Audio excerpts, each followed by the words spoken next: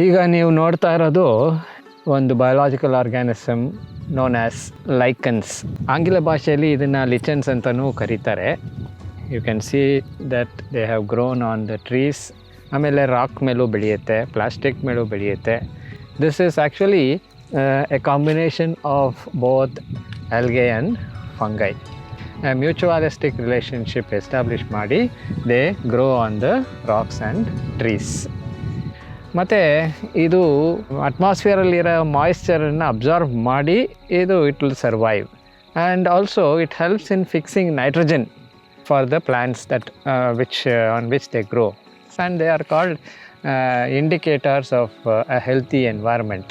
ಯಾಕಂದರೆ ಪೊಲ್ಯೂಷನ್ ಎಲ್ಲಿ ಪೊಲ್ಯೂಷನ್ ಇರುತ್ತೋ ಅಲ್ಲಿ you cannot see lichens on the trees and racks.